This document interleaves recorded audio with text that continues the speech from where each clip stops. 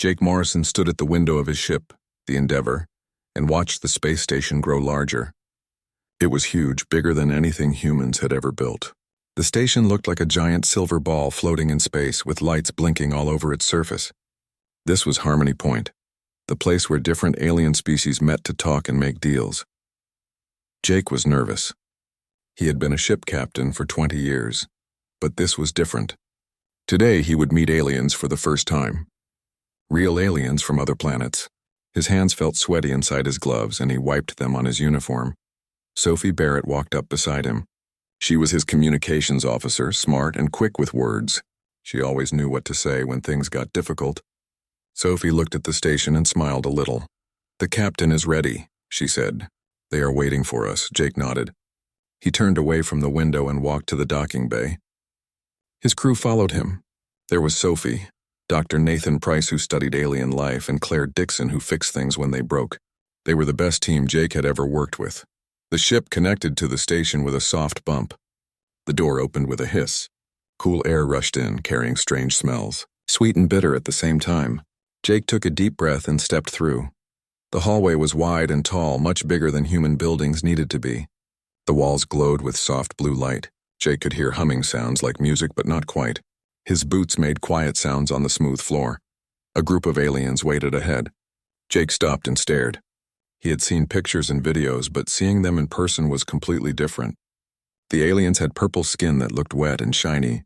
They had no arms or legs like humans. Instead, they had tentacles, 8 of them coming from their bodies. The tentacles moved slowly, like underwater plants swaying in a current. The largest alien moved forward.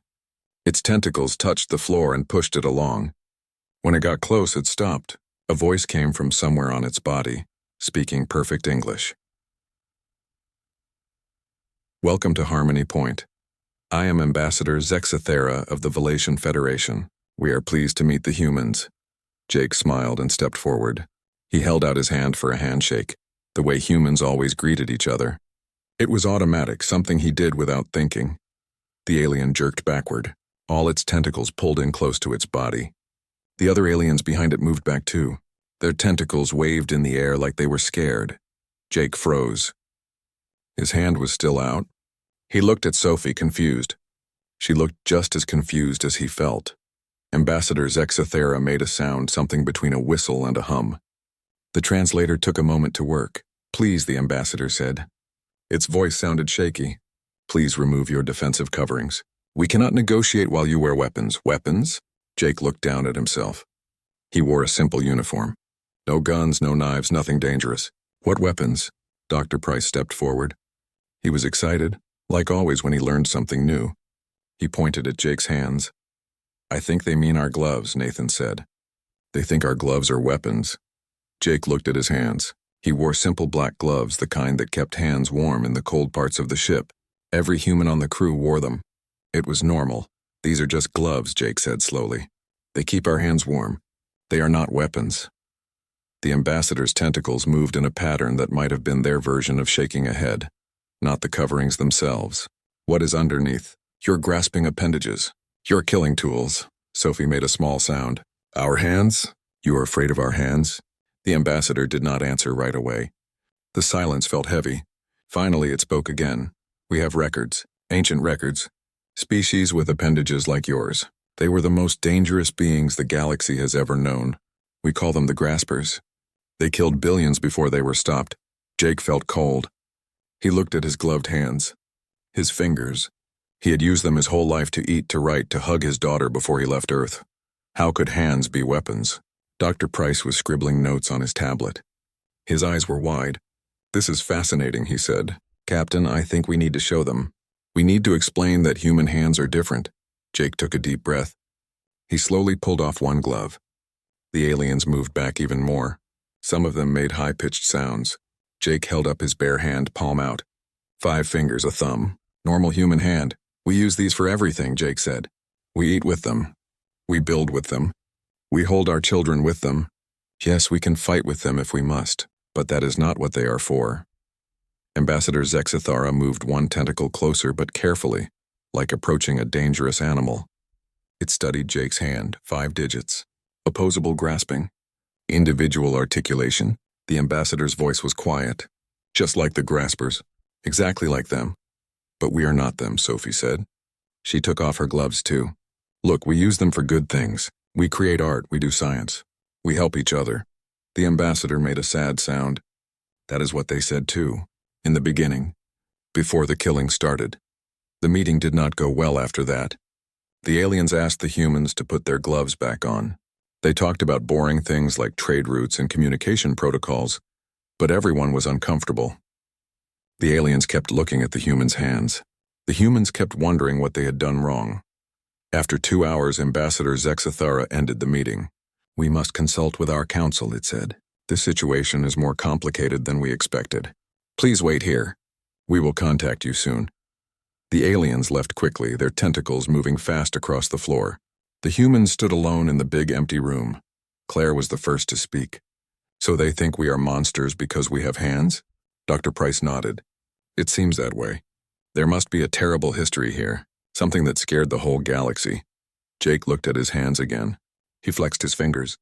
Such simple things. He had never thought about them as anything special. Just parts of his body, like his arms or his feet. We need to learn more, he said. Sophie, see if you can access their databases. Nathan, start researching these graspers they mentioned. I need to know what we are dealing with. They walked back to their ship in silence. The station felt different now. Not exciting and new, but cold and unwelcoming. Guards stood at every corner watching them. Other aliens they passed moved out of the way quickly, staring at the humans with what looked like fear.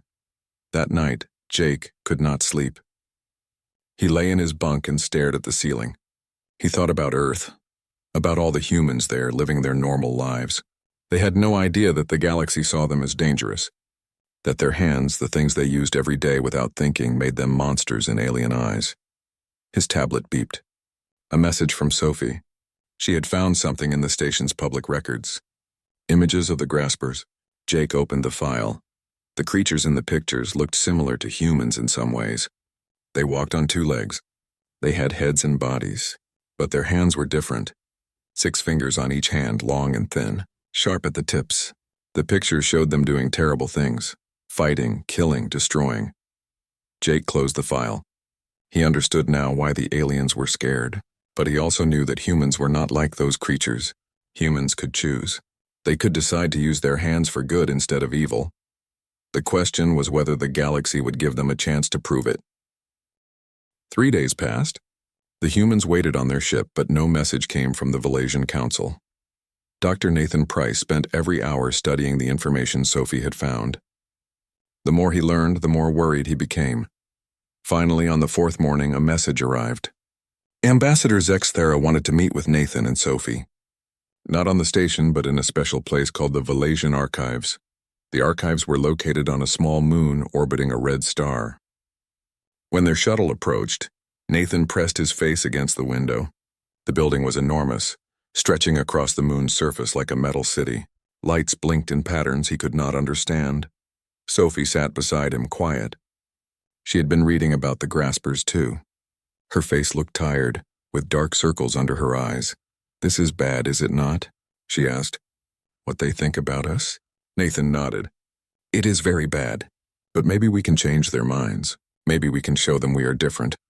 The shuttle landed on a platform. An old alien waited for them. This one looked different from Ambassador Zexathara.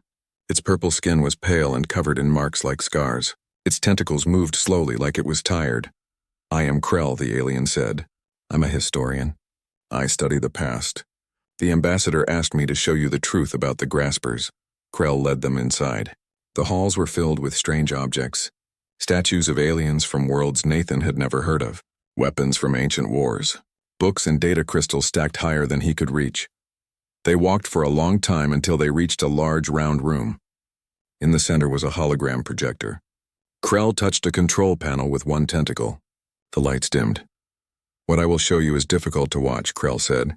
These are real recordings from the Grasper Wars. They happened 12,000 years ago.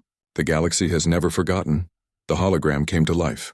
Nathan and Sophie watched as images appeared in the air before them. A planet green and beautiful, cities with tall buildings. Then ships appeared in the sky. Dark ships that blocked out the sun. The Graspers came, Krell said. They were explorers at first. They said they wanted peace, but they lied. The scene changed. Now it showed the graspers themselves. They looked a bit like humans, but not quite. Taller, thinner, and their hands were terrible. 6 long fingers on each hand with sharp tips like claws. The hologram showed them using those hands to fight, to strangle, to break things. Sophie covered her mouth. Oh no. They conquered 47 star systems, Krell continued. Billions died. They were so efficient at killing because of their hands. They did not need weapons. Their hands were weapons. The hologram showed more scenes. Battles in space, cities burning, aliens running and screaming. Nathan wanted to look away but forced himself to watch. This was important. This was what the galaxy remembered when they looked at human hands. How did you stop them? Nathan asked. A coalition formed. 200 species worked together. The war lasted 300 years. In the end, we trapped them on their home world. We built a barrier around it that they cannot cross. They are still there, quarantined forever. The hologram faded. The lights came back up. Nathan blinked, his eyes adjusting. Sophie was shaking. But we are not like them, Sophie said. Humans are different. Krell's tentacles moved in a pattern that might have been sadness. That is what they said too. At first, Nathan stepped forward. His mind was working fast. Show me more. Were there other species with hands? Besides the graspers? Krell hesitated, then activated the projector again. 3. There were 3 other species in our history with grasping hands like yours. 2 are extinct. They destroyed themselves with wars. The 3rd is quarantined with the graspers. They were too dangerous to be free. Nathan studied the images. These species did look dangerous, but there was something different about them. Something in the way they stood, the way they held themselves. They looked like predators, like hunters. Can I see their evolutionary history? Nathan asked. How their hands developed? Krell brought up more information. Nathan read quickly, his heart beating fast. Here it was. The difference he was looking for. Look, he said to Sophie. All of these species evolved hands for hunting, for catching prey, for killing. Their hands were weapons from the start. Sophie leaned closer. And humans? Human hands evolved for tool use, for sharing food, for grooming each other, for cooperation. Nathan turned to Krell. That is the difference. We developed hands to work together, not to hunt alone. Krell was quiet for a long moment. Perhaps. But can you prove it? The graspers also claimed to be peaceful. They said their hands were for building, not destroying. Then they showed their true nature. Nathan felt frustrated. How could they prove something like that? How could they show that humans were different when they looked so similar? Sophie spoke up. Our history. Look at human history. Yes, we had wars. Yes, we fought each other. But we also built things. Amazing things. We created art and music and stories. We helped each other when disasters struck. We chose to be better. Krell activated the projector again.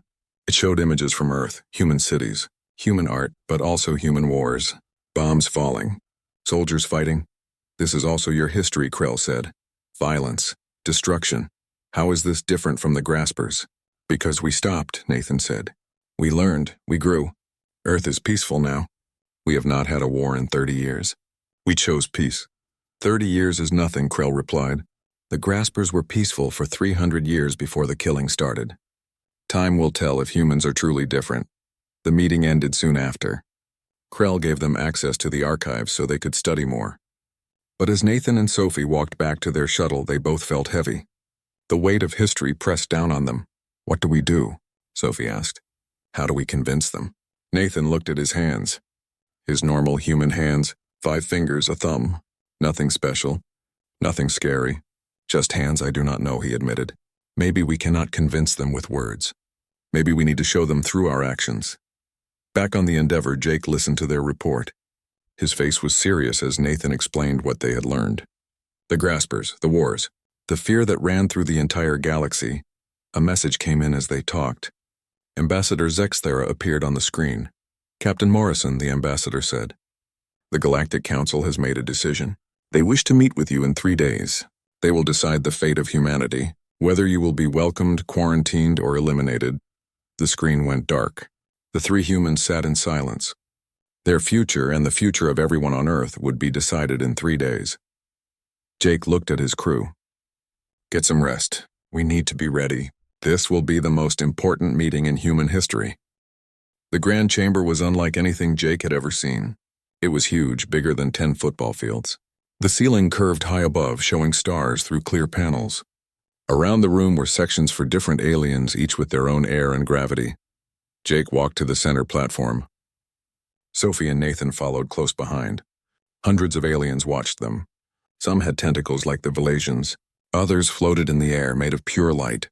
Some looked like living rocks. Some were just clouds of gas in special containers.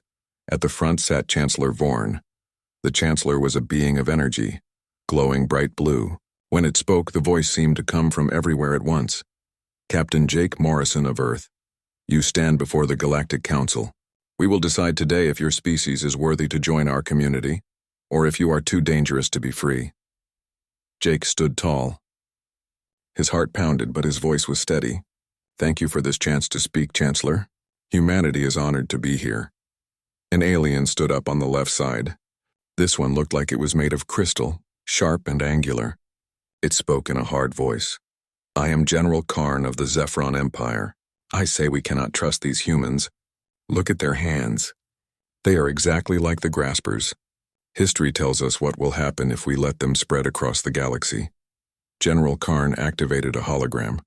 Images appeared in the air. Human wars. Soldiers fighting with guns and knives. Cities destroyed by bombs. People dying. This is Earth's history, the general said. Violence, death, and look how they kill even without weapons. With their bare hands, strangling, crushing, beating. They are natural killers. Jake felt sick watching the images. It was true. Humans had done terrible things. But that was not the whole story. Chancellor Vorn turned to Jake. What do you say to this, Captain? Jake took a deep breath. Yes, we have fought wars. Yes, we have made terrible mistakes. I will not lie about our past. But we learned from those mistakes. We chose to change. Earth has been at peace for 30 years. We built a world government based on cooperation, not war. 30 years is nothing, General Karn said. A blink of an eye. The graspers were peaceful for centuries before they revealed their true nature. Nathan stepped forward. May I speak, Chancellor? The glowing being nodded. Speak, human scientist. I have studied the graspers and the other hand-bearing species in your history. There is a crucial difference between them and humans. Their hands evolved for hunting, for killing prey, but human hands evolved for something else. Nathan showed his own research on the hologram. Images of early humans sharing food, making tools together, holding babies, helping injured friends. Our hands evolved for cooperation, for caring. Yes, we can use them to fight, but that is not their primary purpose. We use them to build, to heal, to create, to love. Ambassador Zexathera stood up. The Council recognizes Ambassador Zexathera of the Velasian Federation. I have spent time with these humans. They are strange, yes. Their hands are frightening to look at, I admit this. But I have watched them carefully. They use their hands gently. They touch each other with affection. They fix broken things. They write and draw and make beautiful objects. General Karn made a harsh sound. Words and observations mean nothing. The graspers were also gentle at first. They also claimed to be peaceful builders. Then they showed their true nature and billions died. The chamber filled with noise. Aliens arguing with each other in hundreds of different languages. Chancellor Vorn raised one glowing appendage and silence fell. Captain Morrison, what guarantee can you give us? How can we know you will not become like the graspers? Jake thought hard. What could he say? What promise could he make that would matter? I cannot guarantee anything, he said finally. I cannot promise that every human will always choose peace. We are individuals. We have free will. Some humans will do bad things, but most of us, most of the time, try to do good. That is not enough, General Karn said. Jake continued, his voice stronger now. But I can offer this. Earth will accept a probationary period, 100 years. During that time, we will accept observers on our planet and our colonies. We will limit our military expansion. We will prove through our actions that we are worthy of your trust. Sophie stepped forward too. And we offer our help. Our hands can do things that many species cannot. Let us use them for good, for rescue operations, for building, for healing. Let us show you what our hands can really do. Claire, the engineer, spoke up from where she stood. I fixed 12 different types of alien technology during our time at Harmony Point. Things that required small, precise movements. Other species could not do the repairs. Our hands made it possible. Chancellor Vorn glowed brighter. The Council will consider your words. We will debate among ourselves. You will wait outside. Jake and his crew left the chamber. They sat in a waiting room with clear walls that looked out at the planet below. It was beautiful, covered in purple forests and blue oceans. Do you think they will give us a chance? Sophie asked. Jake did not know what to say. The Council was divided. Some aliens seemed willing to trust humans. Others were clearly afraid. General Karn wanted them quarantined or worse. We did our best, Nathan said. That is all we can do. Hours passed. The sun set on the planet below. Stars appeared in the dark sky. Still no word from the Council. Jake looked at his hands again. He had been doing that a lot lately, looking at something he had never really noticed before. 5 fingers, a thumb, simple flesh and bone, but to the galaxy they were weapons, tools of murder. He thought about his daughter back on Earth. She was only 8 years old. She used her hands to draw pictures and play piano and hug him goodbye when he left for space. Were those hands weapons? Would she grow up to be a monster because of her biology? No, Jake refused to believe it. Humans chose their path. They were not slaves to their evolution. They could be better than their worst impulses. A sound made him look up. Alarms. Loud and urgent. Red lights flashed in the hallways. What is happening? Claire asked. An alien ran past their room, moving fast on multiple legs. Jake stood up and opened the door. Smoke drifted through the hallway. More alarms joined the first ones, creating a terrible noise. Ambassador Zexithara appeared, tentacles waving in distress. Harmony Point. The station is under attack. Bombs. The council chamber has been damaged. Jake did not hesitate. His crew with me. We need to help. Ambassador, where are the injured? Zexithara stared at him. You would help us? Even now, when we have not decided if you are friend or enemy. Jake was already running toward the smoke. People are in danger. That is all that matters. Now tell me where to go. The trial of humanity was about to become something much more immediate. They would prove their worth not with words, but with action. The explosion had torn a hole in the station's outer wall. Air was rushing out into space. Jake grabbed a support beam as the wind tried to pull him toward the hole. His crew held on to whatever they could find. Emergency force fields activated, sealing off sections. But the damage was done. The station's main power was failing. Life support was down in half the sections. Thousands of aliens were trapped. Sophie's radio crackled. This is Endeavor. Captain, we are ready to help. What do you need? Jake spoke quickly. Send all medical supplies to Docking Bay 7. Have Ryan bring a security team. And Claire, I need you here now. Bring your tools. Commander Ryan Cross arrived first with his team. He was a big man with steady hands and a calm face. Behind him came Claire with a heavy bag of equipment. What is the situation? Ryan asked. Bombs went off in 3 locations. Jake pointed to a station map on a wall panel. Here, here, and here. The council chamber collapsed. Many aliens are trapped under debris. We need to get them out. A Valasian engineer rushed over. Its tentacles were burned and damaged. We cannot reach the trapped areas. The passages are too small. Our equipment is too large. Claire stepped forward. How small? The engineer showed her on the map. Here, this maintenance tunnel. It goes to the power core, but it is only this wide. The engineer held its tentacles apart, showing a space barely big enough for a human. I can fit, Claire said. Tell me what needs to be fixed. The engineer hesitated. It is dangerous. Radiation, heat, unstable power conduits. Claire picked up her tools. Then we should hurry. The longer we wait, the worse it gets. Jake watched her go into the tunnel. His heart was tight with worry, but there was no time to think about it. More people needed help. Ryan, take your team to the council chamber. Start clearing debris. Sophie, coordinate with station control. Get me a list of all trapped sections. Nathan, you are with me. We are going to the medical bay. They split up. Jake and Nathan ran through smoke-filled hallways. The station shook. More explosions, but smaller ones. Secondary systems failing. The medical bay was chaos. Injured aliens lay everywhere. Some were bleeding strange-colored fluids. Others were unconscious. Alien doctors worked frantically, but there were too many injured and not enough help. A doctor saw Jake and Nathan. It was a small floating creature with many eyes. Can you help, please? We need extra hands. Jake almost laughed at the irony. That was exactly what humans had. Hands. The things the galaxy feared. Now they were desperately needed. "Tell us what to do," Nathan said. The doctor pointed to an alien with a crushed limb. "Hold this artery closed while I seal it. Your fingers are small enough to reach." Nathan knelt down. His hands were shaking, but he did as instructed. The alien's blood was purple and warm. He pressed his fingers where the doctor showed him, applying careful pressure. "Good," the doctor said. "Perfect. Hold steady." Jake helped carry injured aliens on stretchers. His hands gripped the handles firmly. Human hands were strong. They could lift heavy weights, carry people to safety. In the council chamber, Ryan and his team worked to free trapped aliens from under collapsed walls. The debris was heavy and sharp. Ryan's hands bled as he lifted chunks of metal and stone. But he did not stop. There, his teammate pointed. "I hear something. Someone is alive under there." Ryan dug with his bare hands, pulling away smaller pieces of rubble. His fingers found a gap. He felt movement inside. "Hold on," he called. "We are getting you out."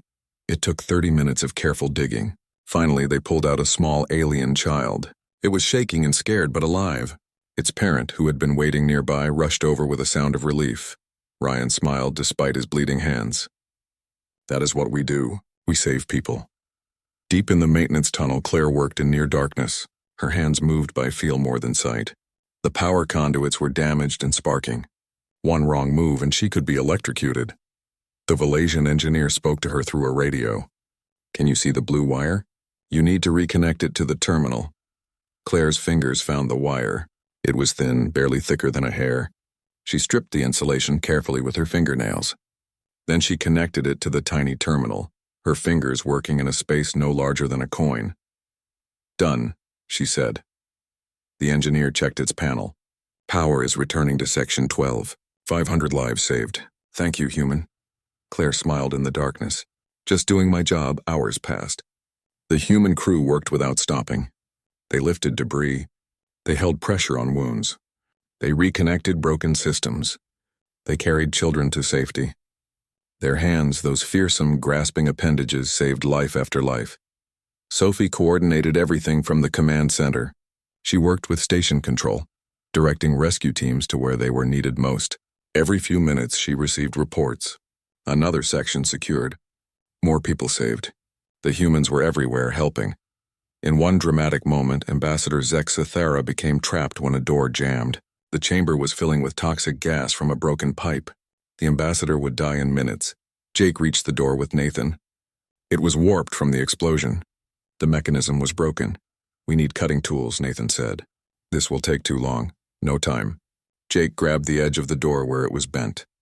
His hands found purchase on the metal. He pulled with all his strength. His muscles strained. His hands hurt. Nathan joined him. Together they pulled. The metal bent a little more. A little more. Finally, it gave way enough to create a gap. Jake reached through with his arms. His hands found Ambassador Zexthera's body. He grabbed and pulled. The ambassador's tentacles wrapped around his arms. Together they dragged the alien through the gap to safety. Ambassador Zexathera coughed, breathing clean air. Its eyes looked at Jake's hands. The hands that had just saved its life. "Thank you," the ambassador whispered. "I was wrong about your hands. So very wrong." As dawn broke on the planet below, the crisis finally ended. The station was damaged but stable. Power was mostly restored. The fires were out. Most importantly, over 3,000 lives had been saved. Jake sat against a wall, exhausted. His crew gathered around him. They were dirty, bleeding, and completely worn out. But they had done it. They had saved so many people. General Karn approached. The crystal alien looked different somehow. Less harsh. It stood in front of Jake for a long moment, then spoke. "I watched you, all of you. You risked your lives for aliens you just met. Aliens who feared you. You could have left us to die." Jake stood up slowly. His legs were shaking with fatigue. "That is not who we are." "No," General Karn said. "It is not. I see that now. Your hands are not just weapons. They are tools of mercy." News of the rescue spread across the station. Recordings showed humans saving alien lives. Those fearsome hands lifting children to safety. Those dangerous fingers performing delicate repairs. The galaxy was beginning to see humans differently. 2 days after the attack, the Galactic Council met again. this time in a temporary chamber because the old one was still being repaired. Jake stood in the same spot as before, but everything felt different now. The chamber was full, every council member was present. But there were also others, aliens who had been rescued by humans. They stood in special sections watching. Chancellor Vorn glowed brighter than before. Captain Morrison. We have reached a decision regarding humanity's place in the galactic community. Jake's heart pounded. This was it, the moment that would decide Earth's future. He stood straight, ready to accept whatever came. But first, Chancellor Vorn continued, we must acknowledge what happened during the crisis. Ambassador Zexthara, please speak. The Valasian ambassador moved forward. Its tentacles were bandaged from the rescue. When it spoke, its voice was clear and strong. I admit that I was afraid of humans. Their hands terrified me. I saw them as weapons, as threats. I was wrong. Captain Morrison saved my life with those hands. He pulled me from certain death. His crew saved thousands of others. The ambassador turned to face the council. I watched humans work for 8 hours without rest. They bled. They hurt themselves helping us. They could have stayed safe on their ship. Instead, they risked everything for aliens they barely knew. That is not the behavior of monsters. That is the behavior of heroes. A murmur went through the chamber. Many aliens were nodding or making sounds of agreement. General Karn stood next. The crystal alien who had been so opposed to humans now looked different. Less angry. More thoughtful. I have studied war for 300 years. I know weapons when I see them. Yes, human hands are capable of violence, but I have learned they are capable of much more. I saw humans use those hands to heal, to build, to save. I was wrong to judge them by appearance alone. General Karn turned to Jake. You have proven that humans are not the graspers. You have shown restraint, compassion, courage. You have earned my respect. More aliens spoke. A doctor who worked with Nathan in the medical bay, an engineer who worked with Claire in the tunnels, a parent whose child Ryan had pulled from the rubble. One by one, they told stories of humans helping, saving, caring. Finally, Chancellor Vorn spoke again. The Council has deliberated. We have reviewed the evidence. We have listened to testimony. We have watched recordings of the rescue operations, and we have reached a unanimous decision. Jake held his breath. Sophie and Nathan stood close beside him. Humanity will be accepted into the galactic community. However, this acceptance comes with conditions. You will enter a probationary period of 100 years. During this time, Earth will accept observers. Your military expansion will be limited. You will be monitored. Jake felt relief wash over him. They were accepted. Earth had a future among the stars. Additionally, Chancellor Vorn continued, we ask that humanity contribute to a new galactic emergency response force. Your unique abilities make you valuable in rescue operations. Your hands, which we once feared, can save lives across the galaxy. Jake stepped forward. On behalf of Earth, I accept these terms. We understand that trust must be earned over time. We will prove ourselves worthy of your faith in us, and we are honored to serve in the emergency response force. The chamber filled with sound, different species making their versions of applause. Some clicked, some hummed, some flashed lights. It was beautiful and strange and wonderful. Chancellor Vorn glowed even brighter. There is one more thing, a symbolic gesture. Ambassador Zexthara has requested the honor of performing a unity ceremony with Captain Morrison. Zexthara moved forward. The ambassador extended one tentacle toward Jake. Jake understood. This was their version of a handshake, a greeting between equals. Jake slowly extended his hand, his human hand with 5 fingers and a thumb, the hand that had once terrified the ambassador. He held it out, palm up, open and peaceful. Zexthara's tentacle wrapped gently around Jake's hand. It was cool and smooth and strange, but it was also a connection, a bridge between 2 completely different species. To new beginnings, Zexthara said. To friendship, Jake replied. The ceremony ended. Jake and his crew returned to the Endeavor.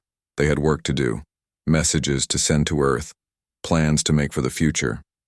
But first, they took a moment to simply breathe and appreciate what they had accomplished. Sophie stood at the window looking at the stars. "We did it. Earth is part of something bigger now." Nathan joined her. "Yes, but the real work starts now. We have to prove every day that we deserve this chance." Claire walked in, her hands still bandaged from the repairs. "At least they know now. Our hands are not just weapons, they are tools, and we choose how to use them." Jake looked at his crew, his friends, these brave people who had risked everything for aliens they did not know. He was proud of them, proud of humanity. "The galaxy feared our hands," he said, "but they will learn to trust them, one rescue at a time, one life saved at a time. We will show them who we really are." Ryan entered the bridge. "Captain, message from Earth. They want to know what happened." Jake smiled. "Tell them we made history. Humanity has been accepted into the galactic community, and tell them to start training emergency response teams. We have a new job to do." The Endeavor turned toward home. Behind them, Harmony Point was being rebuilt. Humans and aliens worked together on the repairs. Already things were changing. Fear was being replaced by understanding.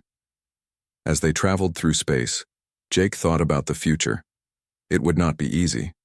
Some aliens would always be afraid of human hands. Some humans might prove those fears right. But most humans would choose the better path. Most would use their hands for good. He remembered his daughter back on Earth. When he returned, he would tell her this story. He would tell her about how the galaxy feared human hands, and how humans proved that fear wrong. He would tell her that she could choose what her hands would do in the world. Sophie activated the communication system. She sent the good news to Earth. Within hours, the whole planet would know. Humanity had a place among the stars. In the weeks that followed, more news came. The Purity Collective, the group that had attacked Harmony Point, was captured. They were extremists who could not accept humans in the galaxy. But they were a small minority. Most species were willing to give humanity a chance. Training programs began on Earth. Young humans learned alien languages and customs. They practiced rescue techniques. They prepared to serve in the emergency response force. They would go out into the galaxy and use their hands to help, to heal, to save. Dr. Nathan Price started a cultural center on Earth. Alien students came to learn about humans in a safe environment. They could ask questions, touch human hands, learn that fear often comes from not understanding. Claire trained alien engineers in techniques that required manual dexterity. She showed them how human fingers could reach tiny spaces and make precise movements. She shared knowledge freely, building bridges of cooperation. Sophie became an ambassador herself, traveling to different alien worlds. She spoke about human culture and values. She showed that humans were people, not monsters. Jake continued to command the Endeavor, but now it was part of the Joint Emergency Response Fleet. When disasters struck anywhere in the galaxy, his ship responded. Human hands pulled aliens from danger. Human fingers performed delicate repairs. Human strength lifted heavy debris. 3 years passed. The probationary period was 1/3 complete. Reports showed that humanity was living up to their promises. Crime rates on Earth remained low. No aggressive expansion. No wars. Cooperation with the galactic observers was excellent. Some aliens still felt uncomfortable around humans. That was natural. Thousands of years of fear could not disappear overnight. But slowly, gradually, attitudes were changing. Young aliens who grew up knowing humans did not fear them. They saw humans as helpers, as friends. The galaxy no longer called them murder gloves. Now they called them helping hands, healing hands, hands that could choose kindness over cruelty. And humanity continued to prove day by day that the deadliest species could also be the most compassionate, when they chose to be. 10 years had passed since that first meeting at Harmony Point. Jake Morrison stood on the bridge of his new ship, the Unity. It was bigger than the Endeavor. Designed for both exploration and emergency response, the crew was mixed now, humans and aliens working side by side. Today they were responding to a crisis on a mining colony in the Outer Rim. An earthquake had collapsed several tunnels. Hundreds of miners were trapped underground. The colony had sent out a distress call and the Unity was closest. Sophie sat at the communication station. She was older now with gray in her hair, but her voice was still clear and confident. The colony reports that standard rescue equipment cannot reach the trapped areas. The passages are too narrow and unstable. Jake nodded. Sounds like a job for human hands. Claire, are you ready? Claire Dixon, now the chief engineer, smiled. Always ready, Captain. I have trained 6 new human specialists. They know what to do. The Unity landed on the mining colony's surface. The planet was rocky and cold with a thin atmosphere. The mining operation was huge, stretching for miles underground. The colony manager met them at the landing pad. She was of Valasian, her purple skin dusty from the mines. Thank you for coming so quickly. We have 200 miners trapped. Air supply is limited. We have maybe 6 hours. Show us where they are, Jake said. They descended into the mines. The tunnels were dark and narrow, with rough walls that scraped their suits. The air was thick with dust. Every few minutes, small tremors shook the ground. The planet was still unstable. Here, the manager said, they are beyond this collapse. We tried to dig through, but the rocks keep falling. Any heavy equipment makes it worse. Jake studied the blocked tunnel. Large boulders filled the passage, wedged together tightly. Between them were gaps, small openings barely big enough for a hand to fit through. Claire knelt down and examined the collapse. We can do this. We need to remove the rocks one by one, carefully, using hands, not machines. The human specialists moved forward. They wore protective gloves, but their fingers were still flexible enough for precise work. One by one, they felt along the rocks, finding which ones could be moved safely. This one, a young woman named Kate said. She gripped a rock the size of her head. She pulled gently, testing. It shifted. She pulled again, slowly working it free from the pile. When it came loose, she passed it back carefully. The work was slow and dangerous. Each rock had to be removed with care. One wrong move could cause another collapse. The humans worked with infinite patience, their fingers feeling for stability, their hands gripping with just the right amount of force. The alien rescue workers watched in amazement. Their tentacles and appendages could not do this work. They were too large, too clumsy for such delicate operations. But human hands with their 5 fingers and opposable thumbs were perfect for it. After 2 hours, they had cleared enough rocks to create a small tunnel through the collapse. Jake crawled through first. His shoulders barely fit. On the other side, he found the trapped miners huddled together in the darkness. We are here to help, Jake said. Stay calm. We will get you out.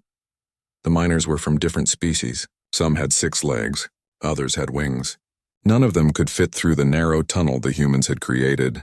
They needed a bigger opening. Claire and her team worked faster now, knowing people were waiting. They removed more rocks, widened the tunnel. Their hands bled inside their gloves from the sharp edges, but they did not stop.